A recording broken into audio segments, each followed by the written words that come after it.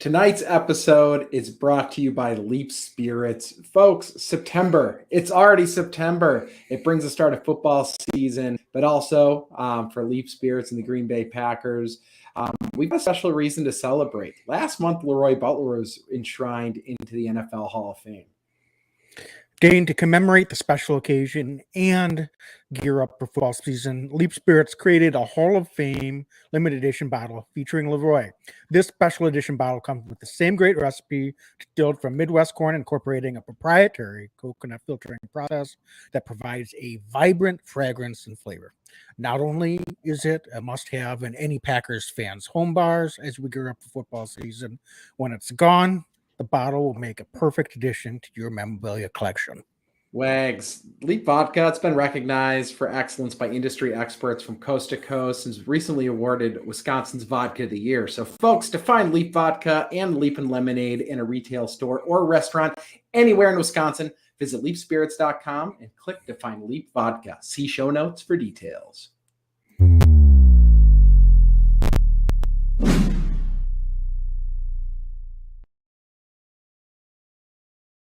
Every year I know we gonna go hard. We been that team ever since Bart started.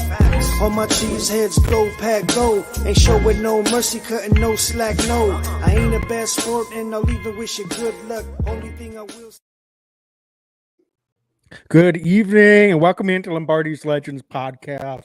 I am Wags and joining me as always is Dane. Unfortunately, on the heels of a week one loss for the Packers to the Vikings. But other than that, Dane, how are you doing this evening?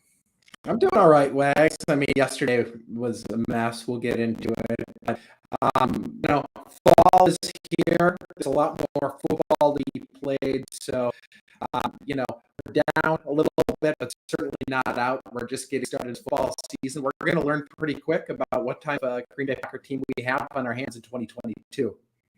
Absolutely. So, Dan, I think, it just didn't start out right yesterday. You had that feeling, even going into the game with some of the news. We didn't expect Alan Lazard to play suited up to play yesterday. And certainly, I don't think that's the only reason or even the reason why the Packers didn't go out there and execute and play as well as they should have, but seemed to set the tone. Don't you think it just didn't seem like they came out and were really on top of their game right off the bat? The Vikings looked sharp. The Packers did not. That led right off the bat. Vikings go down, score 7-0. Packers don't have a very crisp opening series after should have been 7 points after a long drop from Christian Watson, but just seemed to take the air out of anything the Packers were trying to do. Yeah, and I'll tell you what, it's becoming a trend, right? We've seen, and I'm a huge Matt LaFleur fan, but let's state the obvious. We've seen a trend lately where Packers come out a little flat. Last year got absolutely destroyed against the New Orleans Saints in week one. This year, the Packers, frankly, just came out flat yet again. And I think the bigger trend, my bigger concern isn't a loss week one. Of course, you don't want to lose, especially to a division rival. But my bigger concern is every time the Packers seem to get, punched in the jaw, there doesn't seem to be the punch back. They get out to a hot lead. That's one thing. They can play. They play great from ahead. But once in a while, if they start out, a little flat, they don't seem to have that gear to get back into it. And that's been a consistent issue we've seen in the Matt LaFleur era. I'm not sure I have an answer to that right now, but damn, I'm frustrated this morning because I don't know if you're not excited for week one, the afternoon game against your division rival. I'm not sure what we're doing here. And that's my bigger frustration is they just didn't seem, especially in the second half, like they really wanted to be there. I recall one play where the line got blown off on the defensive side by 5 yards in the second half. And that's when I said, well, this game's over. They just didn't look like they wanted to be there. So I'm just frustrated across the board. I don't want to make this into a crying fest, but that's just not how you want to start the season. I don't care who you're playing. Yeah, I agree. I think, the effort seemed to be there for most of the game. I don't know if I completely agree with you. I certainly think there were moments where they could have perhaps folded a little bit more than they even did. So if anything, I'm going to go slightly the opposite direction and say 3 years ago, this defense would have probably given up 40 based on how things were going yesterday. So the fact that they went out in second half and held the Vikings to 6 points, I thought showed some real grit and fight. But you're right. In general, the theme is they were never really completely out of this game for as poorly as they played in the first half. We're sitting there. We've had that story time and time again, and it seems like that script in the scoreboard. One more touchdown anytime late in third quarter, early fourth quarter, and we're suddenly right back in this game, Dane. It's just amazing to think about. But we see teams come back, heck, all over the league yesterday. Teams came back from 15, 20 points down in the second half and were able to really tighten things up at the end. It didn't seem like there was that sense of urgency. And that's why I highlighted from the top the fact that we didn't see Jenkins out there. We didn't see Bakhtiari out there. And I'm not trying to single those guys out. I know that they're coming back from injuries, but it just seems to permeate itself, doesn't it, in that lack of urgency that you're talking about. And when the chips are down and the Packers get down, they don't seem to have that urgency to be able to flip the switch and get back into things. And quite honestly, yesterday may have been the perfect opportunity to be able to do that. Yeah, no, I couldn't agree more. And I mean, really, Wags, going off of what you said, I mean, this is a game of missed opportunities from the Packers. And that's what's frustrating. And maybe that's the sign of optimism too, by the way, is as bad as they looked yesterday, Christian Watson makes that catch early in the game. Look out. If the Packers are able to convert on fourth down and get in the end zone with, that A.J. Dillon run, look out. At any point in this game, it could look a lot different. Even though the Packers looked like they had absolutely no answers for Jefferson, the game gets completely different very quickly. But, you miss opportunities in the NFL. It's a game of inches. You're not going to be able to put a team away. And the Packers playing from behind, it just, it wasn't in the cards. So now we need to take a good look. I think the Packers do in the mirror, and then make sure that they're not coming out flat again in week 2, because they're playing Chicago Bears team that just surprised the league and beat San Francisco yesterday. So, it doesn't get easier in the NFL. It just doesn't. Yeah, we're certainly not going to get too much into that today. We'll have a preview episode of the Bears on Thursday night, Packers back home in Lambeau for Sunday Night Football. But yeah, Dane, it is interesting when you really start to break things down. It's a cliche, but most games come down to 3-5 plays, aside from the blowouts. But even those sometimes things just can kind of tilt and get out of hand. We're not playing golf, though. There's no mulligans. Each and every week, there can be 3 to 5 plays that you can point to. It's just going to be 3 to 5 different plays. So while I completely agree with you, in a way, you play that game 10 times, I think it's probably a field goal game 7 or 8 of those times. Because, that's a catch that, no excuses. Christian Watson made a great release. He beat his man off the line. Credit where credit's due. Ball hit him right in the breadbasket. There was nothing difficult about that catch. Like, it was literally a perfect throw. Hit him in stride. He doesn't even have to extend his arm, Stain. And that's a touchdown right off the bat. And then you said it, not only the 4th and 1 down at the goal line at the end of the game. I know it's a hope and a prayer, but the reality is they're 0 for 2 on 4th and 1s in this game. And even if they get the one at the end of the game, I for all intents, the game pretty much over at that point. I understand that, but 4th and 1s, they still would have had to go down and score a touchdown. So that's not a foregone conclusion. But 4th and 1s, those are plays. It's not really a coin flip. It's not exactly like a 90% chance you're going to convert those. I get it, but you really would hope that Packers would be able to be a little bit more efficient in those situations as well. And we're not even mentioning the fact that Aaron Rodgers turned the ball over twice yesterday, and that almost never happens as well. Even with those turnovers, they easily could have been right in this game at the end. So I know that's a little bit of glass half full, and you sit there and say play the what if game. You can do that every week, but the reality is despite some of the discouraging plays I think that we saw, and not really having that fight to at least make it interesting at the end. Like I said, I think that the effort for the most part was there, considering they just didn't have it.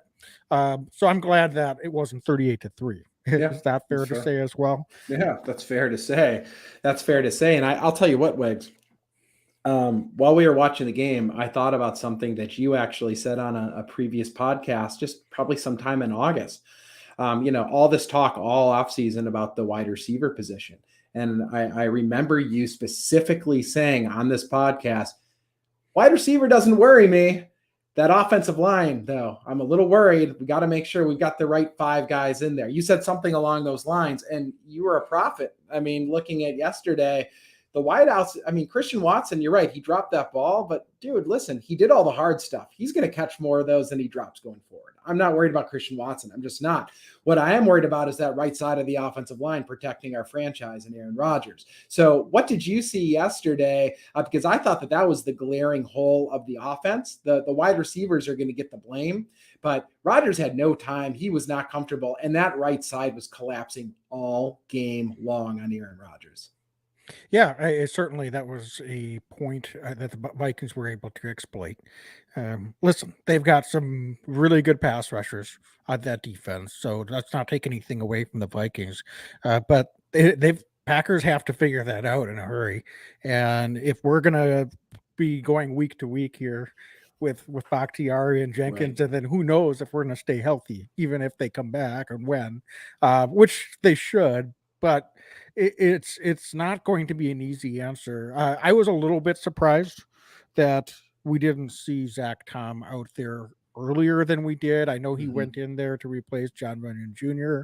when he got injured, but I think that might be a move that we'll see in a week or two, if not already by this coming week. You've been singing Zach Tom's praises all camp, and he's been playing really well. He didn't have a perfect game yesterday when he went in there, but one of the first plays, he was lead blocking when Aaron Jones had sprung for that 28-yard run. And that it takes a 5 to be able to have a run like that, but I don't think it was a coincidence, and it's something that Tom has been doing all preseason. So we saw a couple years ago, Elton Jenkins was not the starter week 1. And by week 2 or 3, he was out there, and the rest is history. He locked down that spot. I think Zach Tom, when all is said and done, is probably going to be one of the top 5 guys, even when Elton Jenkins and David Bakhtiari hopefully come back, and sooner than later. So I think that's one. Certainly, you don't want to overreact. I thought Josh Nijman did decent. It wasn't his best game. I think he'll be the first one to tell you about that. I thought Josh Myers had a pretty solid game. So he was the one guy at center that I think he played pretty well overall. Everyone else was a little bit uneven. But yeah, that right side, I think personnel-wise, if it's not Zach Tom, I don't know. I mean, obviously they need to play better. Whoever's out there, they understand that. But is Newman, is tackle his spot? I don't think so. Thank you for saying that. I think Royce can play in the league. He's a guard. He's not a right tackle in the NFL. That's just point blank. And we're not overreacting. I don't think. We've seen it in camp. We're seeing it now. I think he's a better guard long term. That's what he's going to be able to play at this league. Yeah, so it'll be interesting to see. They don't have a ton of flexibility as long as Jenkins and Bakhtiari are out, and we'll see what the extent of John Runyon Jr.'s injury is, if he's going to be out for a while here, or if he's going to be ready to be back in there. But so they're just going to have to get better play from, I think, those guys. But maybe it's Tom at right tackle next week. I don't know if hopefully John Runyon Jr. is healthy enough to go, because that perhaps is what they shift to. So we'll have to wait and see. But clearly what they got out of the offensive line yesterday isn't good enough. They opened up some holes in the run game, but realistically, you said it. You've got to find a way to protect your franchise, and they just weren't able to do a good enough job of that yesterday. Yeah, and Wags, we've got a lot of really good questions coming into the chat. I'll say if Elton Jenkins can't go, my dream scenario without Bach and Jenkins in is left to right is going to be Yash, it's going to be Runyon, it's going to be Myers, it's going to be Royce Newman at right guard, and then Zach Tom at right tackle. I think that that's the best five personally without Jenkins and Bach, but we'll see what the Packers decide to do. You'd mentioned Aaron Jones, and then I want to get to some of these questions before our commercial break, Wags, but because so folks, hang on, because we want to answer these. But you mentioned Aaron Jones, criminally low amount of touches. What's your take on that offensively? Because I don't understand that at all. I don't either. Coach LaFleur, I know he's going to take responsibility after a loss. That's his MO. That's what he does. Good for him. He said, we've got to find a way to get on the ball more. Well, Coach, you're the one calling the plays. So what's the deal with the game plan? We said going into the game, this is going to be a heavy Aaron Jones week. And there was nothing that happened out there on the field that leads me to think that it shouldn't have been, and that they just, for whatever reason, I know they were playing from behind. I get it, but it's not like they were 4 touchdowns down in late in the third quarter and had to throw the whole playbook out there. They just didn't get him the ball. It really makes no sense. He was efficient running, averaged almost 10 yards a carry, only 3 receptions. Every time they got him the ball out in the flat, he was basically picking up 7 to 10 yards. So that really just makes no sense to me. I don't understand. I guess all I can think of is that they just missed on a couple of the possessions in the first half. So that's going to limit the number of touches that he's going to get. He only had 5 touches in the first half, but then only 3 the rest of the game. So I don't have an answer for that, Dane. I really don't get that at all. Aaron Jones should have 15 to 20 touches every week. I don't care what the score of the game is. He should have 15 to 20 touches every week. AJ Dillon, I think, got the appropriate number of touches. Honestly, maybe there's some games if you're up and you want to grind the clock down in the second half, he gets a few extra carries. But that's just befuddling to me. So I don't know what is your answer to that, because I have no answer. I mean, you're right. AJ Dillon, no issue with AJ getting the ball, but Aaron Jones needs to be touching that ball more. I mean, that's just what it is. Figure it out. Those guys clearly, I thought that the offense, the only time it truly looked functional was when they were getting touches outside of a couple Robert Tonyan plays. And that was good news. I thought Robert looked fast. He looked athletic when he was able to get out there. But I just think that the Packers are going to need to find a way to get Aaron Jones more involved. And again, score be damned. They could, he can carve you up pretty quickly with the ball in his hand. So just surprised that 8 touches total makes no sense. He needs to be double digit every single week. Yeah. And what the Vikings were able to do is, once the Packers were not able to establish an intermediate or downfield pass game, everybody was just pressing the line of scrimmage.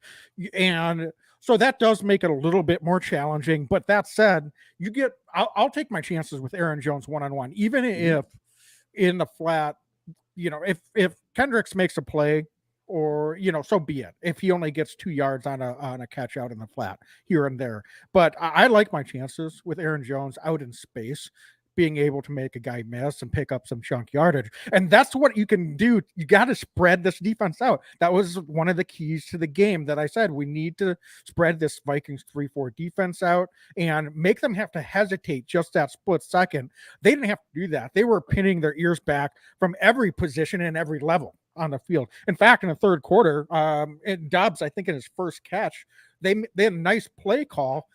Everyone on the Vikings thought they were running a split screen, and he splits out. He's wide open for a 15-yard gain. And so I'll give them credit. That's an example of, a great design play and a really good use of it in that situation. But yeah, they needed to be able to utilize the quickness of Aaron Jones and get him the ball in space. Even if not every time he's going to get 8 to 10 yards, you've got to take your chances and the more touches he has, the more magic he's going to make. We've seen that over his career. All of a sudden he breaks one, and now you're in business. So yeah, it's just really puzzling. I don't quite understand. I thought that was a McCarthy thing. And Coach LaFleur was going to bring a little bit more balance and keep that run game and the check down option a bigger part of the offense. So I'm not sure if it's all LaFleur. Maybe Aaron Rodgers needs to be able to take some responsibility for that too. Are there some checks or reads that he was making at the line that was getting out of that as well? I don't think we're going to get a straight answer for that, but I do think that we're going to get an immediate rectification of Aaron Jones only getting 8 touches. I think it's pretty safe prediction to say, short of an injury, knock on wood, Aaron Jones will get probably close to, if not more than 20 touches next week. Well, I'd like that, and I sure would. And Wags, looking at the comments, our buddy John Stone says, after an awful prediction last week, I'm going to retire as a prognosticator. John, I think you had 40-10 Packers, if my memory serves. I liked it. I wish you were right. Don't retire. Come back, and Thursday night we'll be making predictions for the upcoming game. Lee 86, offense and defense. You think both sides were vanilla intentionally, maybe showing their hand too early? No, I just think they were not successful. Wags, what do you think? Yeah, they just, and hey, actually, you know what? This is kind of, I know this isn't the question you're asking, Lee, but we've talked a lot about what the worth of preseason games are, and it sure looked like that offense in particular, maybe they could have used a couple series in preseason game and preseason 2 and 3. I'm not saying they needed to play the whole half, but Aaron didn't have any work in a game environment. I know they had a lot of reps in practice, but in a game environment, he didn't have any work with these young receivers. Maybe that would have been helpful. Maybe the calls or at the line of scrimmage with the offensive line and the checks would have been helpful, just to get a couple series each game, get some tape, correct a few things. And so I know we can't fix that now. And God forbid we jump ahead 12 months from now. I don't want to do that. We're not going to skip this season, but I think that's one that I'm keeping in my back pocket. Is that a change that they make next offseason? We had a lot of calls for, based on how flat they were week 1 last year, should they play this preseason? They chose not to. Mm-hmm.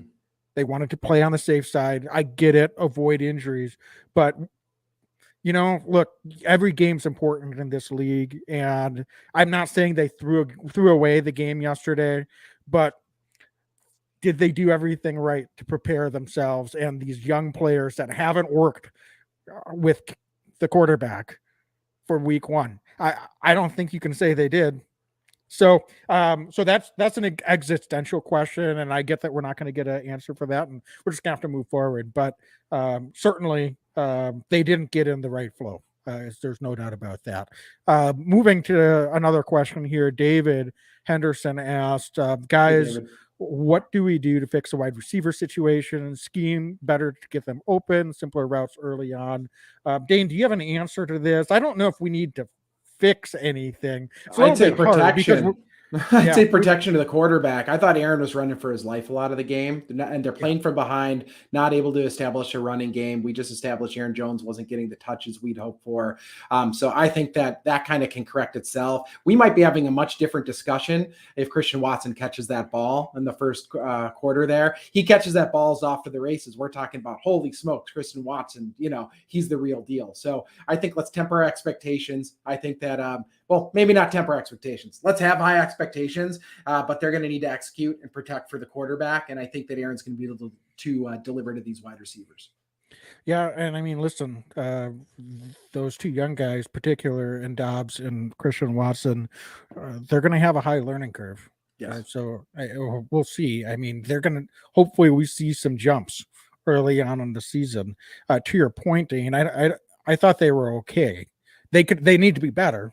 They were okay. Yes. Protection, I think, is a great call.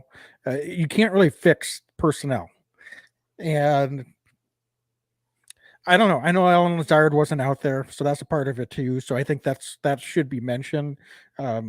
He's at least a security blanket kind of wide receiver for Aaron. Listen, he's not. And that's kind of what I was getting at with Sammy Watkins and Randall Cobb are kind of in the same vein.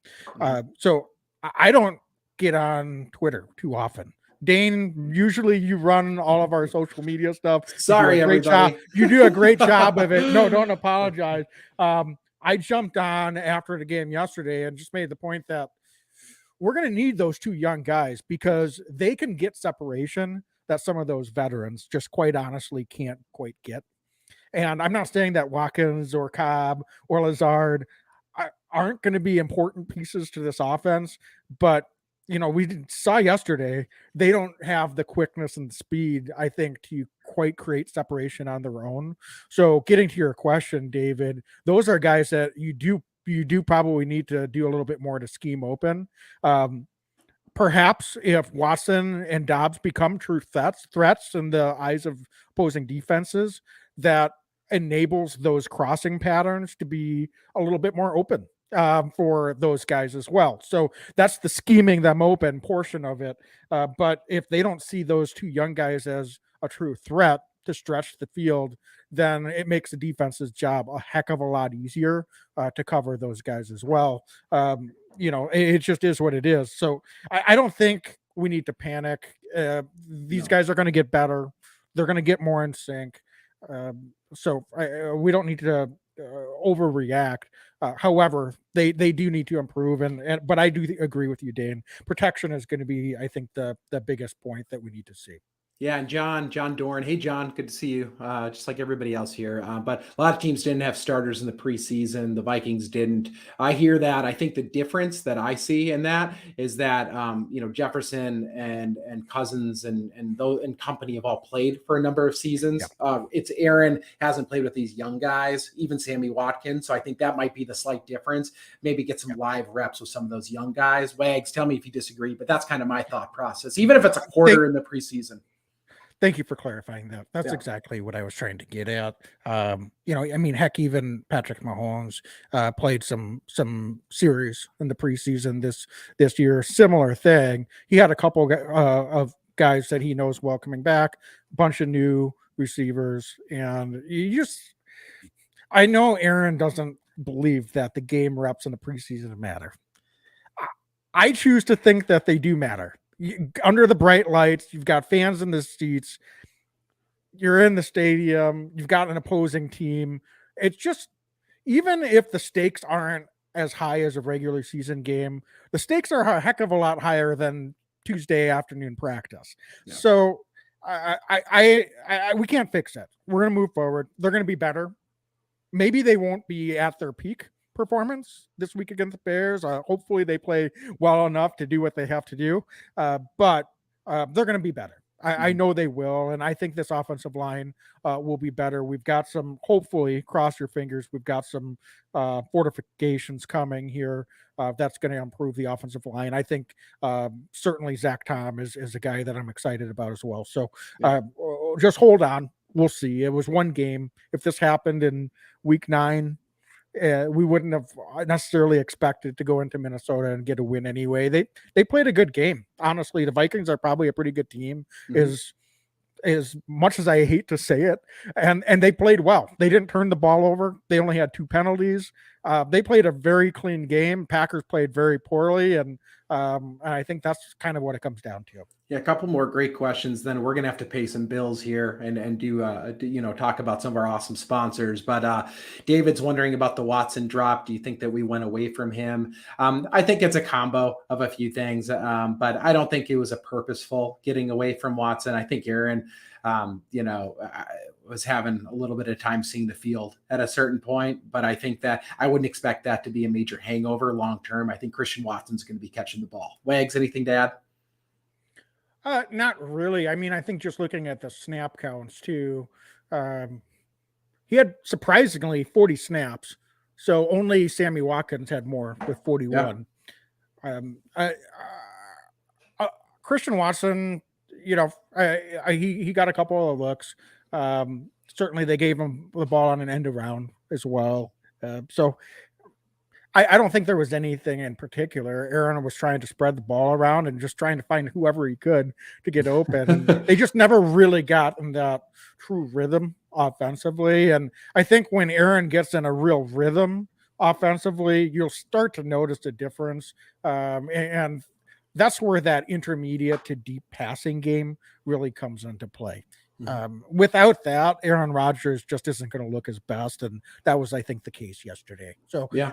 I would say that has as much of an impact, along with the aforementioned protection. You can't stress that enough. You just don't have time to throw. It's kind of hard for your speed guy to get open downfield. So that's awesome insight. And then John, and then we're going to commercial. We're going to come back after our ads from our awesome sponsors, and we're going to talk about the defense. But wondering about the injuries, there's a number of defensive guys. John Runyon looks like a concussion, so we'll see where he's at. When the Packers get back to practice. Chris Barnes looked worse, I think, than maybe it ended up being. They had an air cast on him, taking him off the field, but it sounds like it's more of a high ankle sprain. He's going to miss time, but I was worried he broke an ankle or a leg or something whenever they bring out the air cast. So very good news, I think, on that front. Quay Walker, Packers rookie stud inside linebacker. I really liked him playing around the field yesterday. They're hopeful he could potentially play this week. As soon as this week. So those are the big injuries that I can recall. Keyshawn Nixon, cornerback as well, came in with a key tackle in the game. It looks like he hurt his shoulder. I haven't seen news on him yet, so let's hold our breath there. But those are the injuries I could recall off the top of my head, Wags. Anybody else that you can recall? I don't think so. And we don't know a ton. Obviously, No. the Packers don't release an injury report until Wednesday, and they're pretty mum on details of injuries anyway. But all things considered, Coach LaFleur seemed to be pretty optimistic, particularly on Chris Barnes and Quay Walker. So great news. Great news. Yeah, really is. I think we'll take it considering what we saw. So absolutely. So Dan, let's jump over to our sponsors and take a little bit of a break here. Let's first talk about draft of the NFL. And the NFL's opening week was action-packed, and it's just getting started with DraftKings Sportsbook. So get ready for week 2 of touchdowns, big plays, and even bigger wins with DraftKings Sportsbook. This week, new customers can bet just $5, Dane, and get $200 in free bets instantly. Yeah, Wags, they sure can. And let me tell you want more action? Everyone can experience the thrill of DraftKings early win promotion. It's simple. This Sunday, bet on any NFL team to win. If your team leads by 10 at any point during the game, you get paid instantly, even if your team loses. Yep, absolutely. So go to DraftKings, download the app, and use promo code TPPN. Only at DraftKings Sportsbook. Minimum age and eligibility restrictions apply. See show notes for details. Wags. All right, and then can we talk about these earbuds, man? I mean, I'm just going to get right into them. We're talking about Raycon, folks. I've been listening to these buds. They're wireless earbuds. They're incredible to use. Really, really enjoyable. They feel good. They sound great, Wags. How have you been liking yours so far? I've got them in right now. I got to tell you, I love them. Crystal clear. I can hear you so much better on the podcast. I like that, Wags. Yeah. Hopefully I don't feel like I have to yell because I can hear myself talking as well. Dane, I said it last week. One feature I really like is awareness mode. I tend to kind of zone out as I'm listening to podcasts or music and walking the lab around. And I'm sure there's people that say stuff to me and I'm just completely a bit oblivious.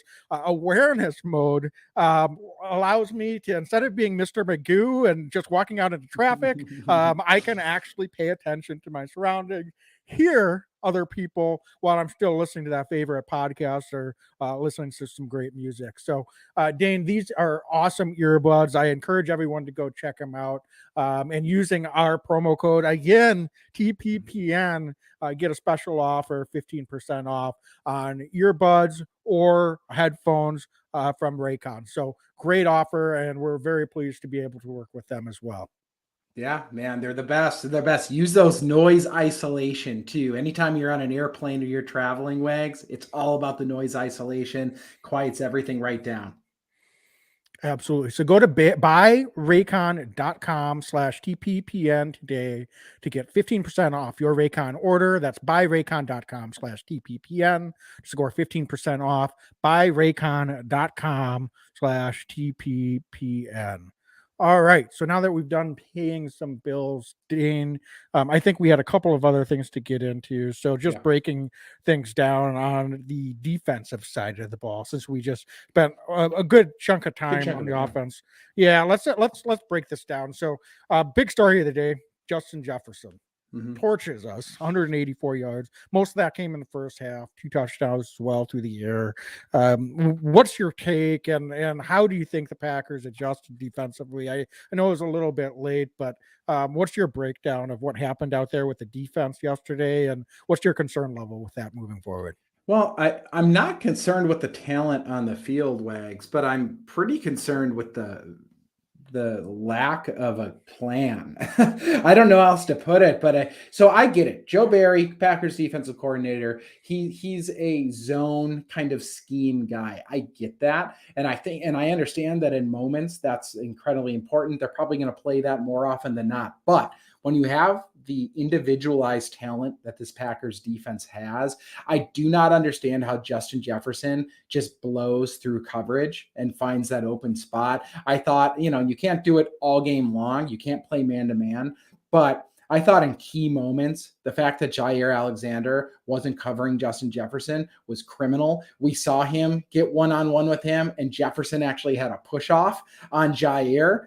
We didn't see a lot of that because they just didn't match Jair up individually with Jefferson enough. I was extremely disappointed in the play calling. I just don't understand what the scheme exactly was watching the game yesterday, because if it's not take away the best player on the field or at least try to minimize them, then I'm not sure what it is. And the Packers quite literally did the worst job against Jefferson as any team ever has, because he had the most yards he's ever had in an NFL career against the Packers yesterday. So I'm really frustrated that the Packers come out, all this vaunted defense, and they just didn't seem to have a good scheme, didn't have a good game plan. They didn't really throw the kitchen sink at the Vikings. So, the offense, I kind of expected we're going to take some lumps this year, but the defense, I wanted to see more physicality. They seemed confused in the defensive backfield for a number of snaps too. I would see the guys throw their hands up after a play, and that's just, I don't know if that's on the guy or if that's on the coaching staff, but the guys need to know where to be. And that's, I guess, my frustration, 30,000 foot, is this Packers defense just didn't seem to have an exact plan on how to attack this Vikings offense. Yeah. Listen, Justin Jefferson is a phenomenal player. Absolutely. I don't need to say that, but let's just get that out of the way. He's going to get open and he's going to make plays. Mm-hmm. I think, Jair covering him, I get that. They are going to play a heavy zone scheme. I think what we have to understand, though, is just because you're playing zone doesn't mean you drop into a quadrant and don't cover anyone. Fair. So why my frustration was not only that Justin Jefferson had that big of an impact, but I think more than that, it was, why is he the one that the defense seems to be losing in the wash? Like, he's the one guy that someone should be paying attention to on every play. And listen, if Justin Jefferson just beats you and makes a great catch over the middle, over the top, and you're running stride for stride and you're doing everything you can do, and just at a physical level, they just make a perfect pass and catch, I'll tip my cap. But when there's no one within 10 or 15 yards of the dude, that's when I've got some grave concern. That's the thing that really kind of was just, I think, getting me pretty steamed up yesterday in the first half, is how can that guy be the one that's getting that open? If it was KJ Osborne, we said before the game in the preview, I said KJ Osborne, I wasn't really worried about KJ Osborne, the player. I was worried about him because they would be so focused on the talents of Justin Jefferson and even Adam Thielen and Dalvin Cook, that's the kind of guy that you could almost understand. You wouldn't enjoy seeing him get wide open, but you could almost understand getting wide open. I'll sleep at night, Wags. Justin Jefferson getting that wide open, that I can't understand. That makes no sense to me, Dan. Like you're lining up and there's got to be 4 guys on the defense that are saying, okay, I'm lined up on Justin Jefferson. If he runs a crossing pattern, you better be watching where Justin Jefferson, number 18, is going, because that's going to be your responsibility. I'll leave another guy open if I'm confused. I don't care. I'm running with Justin Jefferson. I'm not running with the other guy. So that, Dane, I'm on a little bit of a rant now. That's what got me pretty riled up. I'm still riled up talking about it. I don't understand that at all. I really would love to be a fly on the wall as they were breaking down the film, because it just is befuddling to me. So can they fix it? Yeah. Yes. But we've had this communication issues for a while. I don't understand that. I'm not sure if it's a personnel thing. This isn't a new defense now. Coach Barry's not a new defensive coordinator for this team. We've got a lot of guys come back. The defense wasn't atrocious, but the fact that Justin Jefferson was able to do what he did against us yesterday is just inexcusable. So it took 4 years of doing this podcast, but we finally got Wags' Allen Iverson practice moment. We're talking about Justin Jefferson, not KJ Osborne, Justin Jefferson. But I couldn't agree more. It was horrendous when he caught that first touchdown out of the backfield, kind of in motion, and he had 5 yards around him. I said, what are we doing? He's the one dude that can't be open. So to your point, it just didn't make sense to me how we're losing him and consistently losing him in coverage. I feel like at times we weren't even contesting those catches for him. He's clean catching them like he's playing against air. I don't care who it is, Justin Jefferson or anybody else, they're going to catch that ball, but Jefferson just makes it so easy, and then he's so hard to bring down. It was a recipe for disaster, and he just torched the Packers for 184 yesterday. It's unacceptable. It cannot happen again. Yeah, and David's asking, why didn't we stick Jair on him more? And Dane, you kind of answered that. I think they're playing zone. You can't, unless you're going to adjust the entire scheme of your defense. And sure, maybe you say they should have played more man. Perhaps they should have, but they're a primary play zone. And look, here's the thing. While David, I completely agree with you. I'm not disagreeing at all. I think the Packers rightfully have a lot of confidence in the other guys in this secondary. You look at down the line, Jair's clearly the top dog. No doubt about that. But we've been singing their praises for this secondary, specifically with Eric Stokes and Rasul Douglas. And quite honestly, I don't know that any of them individually played horrible. I'm not sure what exactly the breakdown was. Whose fault was it on each of those situations? Because when you're playing zone, it's not one guy on Justin Jefferson. It could be 2 or 3 guys on Justin Jefferson. So it's a combination of factors, and certainly the communication needs to be better. The game planning, I'm sorry, it might need to be a little bit better, because if they don't know who their keys are in certain personnel groupings, that's a game planning issue. So that needs to be fixed immediately, because if the best players on the opposing team are not drawing the most attention from the Packers defense, that's going to be a problem no matter how much talent we have. If they're not sticking to their keys and playing fundamentally sound football, this defense might be okay, but they're not going to rise to the level that they're capable of, or that we think they're capable of.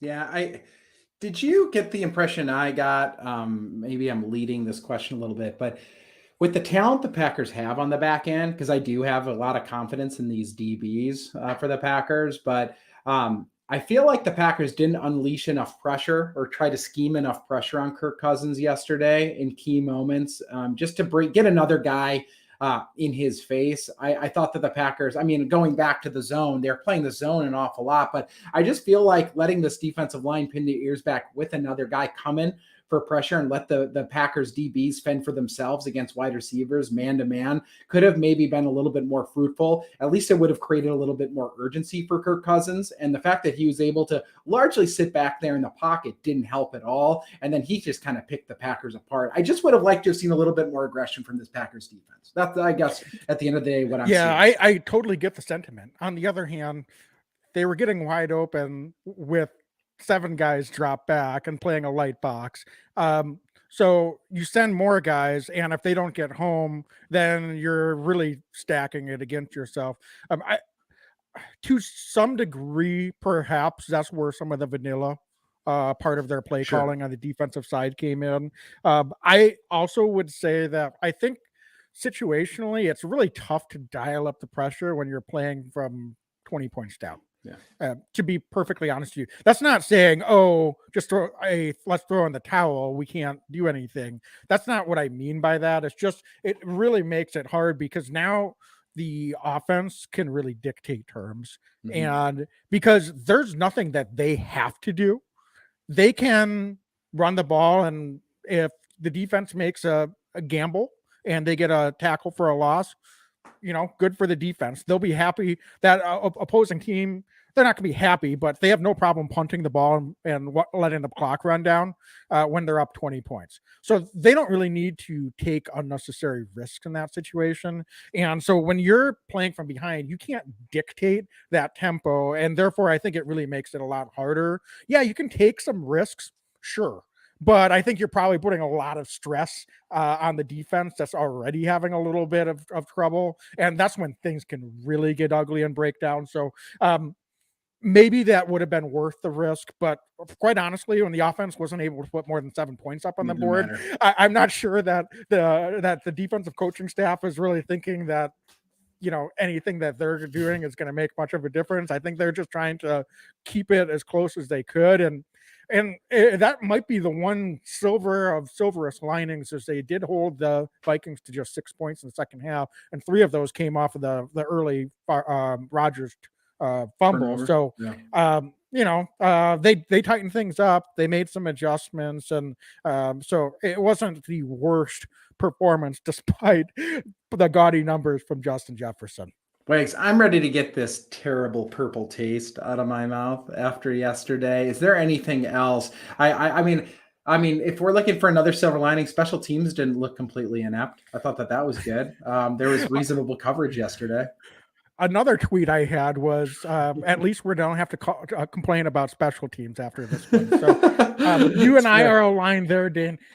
Yeah, let's really quickly, let's try to end this on a positive note. And Dane, let's look at our Leap Spirits cheeseheads of the week. So we want to look for an offensive and defensive player of the week on both sides of the ball. So Dane, Leap Spirits, of course, is our sponsor, and you can go ahead and go out to lots of stores and restaurants in Wisconsin. Go to leapspirits.com and click on Find Leap Spirits to find it.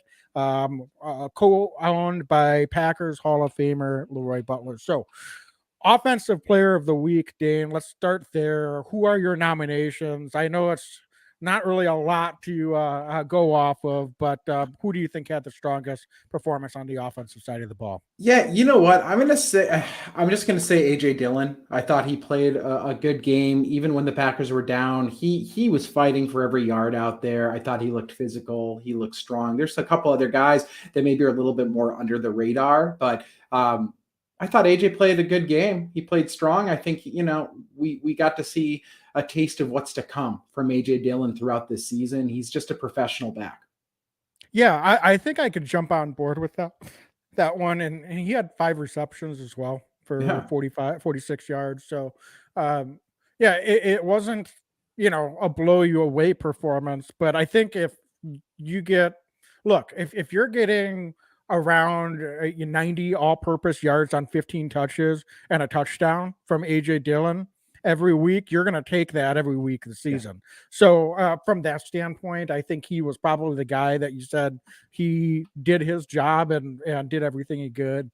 Was grinding for yards a little bit in the first half, was able to get loose on a couple of runs in the second half as well. Maybe the Vikings defense was playing the run a little bit softer in the second half, to be fair, but I would agree with you on AJ Dillon for the offensive side of the ball. So on the defensive side of the ball, Dane, I had a couple of guys, but one of them for me was my X factor, Quay Walker. I thought he had a fine performance in his NFL debut before he had to leave with an injury. Vikings clearly were going after him. He had a lot of crossing patterns thrown his way, and there was one that Jefferson beat him a little bit out into the wide flat. That's not a matchup he's going to win a ton, but he was still able to stick with it, make the tackle. Quite honestly, there are a number of other plays where he stuck a guy. He was physical. He showed range. He showed speed. And for a guy that's out there in his first game, he kind of popped off the screen a little bit. And so I was very impressed with Quay Walker. So he's one of the guys I'm thinking of, and I'm sure that there might be one or two other ones, Dane, but was there anyone else that you had on the defensive side that really stood out to you? I mean, the other guy who stood out, he does it every week, is Rashawn Gary. He was really strong against the run too. He's doing Rashawn Gary things, right? Like he's growing into his own. He's becoming a premier defensive player. But Wags, for this purpose, I think Quay is the guy. I mean, you're right. Rookie, made a performance, big stage. He was not the reason the defense looked out of sorts. He looked like he had his head on his shoulders and was really solid tackler too. Something that, we haven't always seen. He's a physical player. He's fast, sideline to sideline. So let's give it to him. Yeah. I mean, Devondre Campbell did his normal thing, almost quietly. Got 11 tackles. 11 tackles. Crazy. Yeah. So he had, I didn't think there was anything that he did that really broke anything down. Kenny Clark, I thought, had a pretty solid performance. A lot of pressures. Well, yeah, I think he had 6 pressures. Pretty good.